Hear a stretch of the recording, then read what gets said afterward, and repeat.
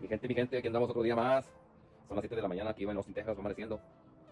Aquí vamos a proceder a instalar ese jacuzzi. Pero primero le hicimos una prueba de liqueo. Así no andamos con tragedias que a última hora vamos a tener que quitarlo.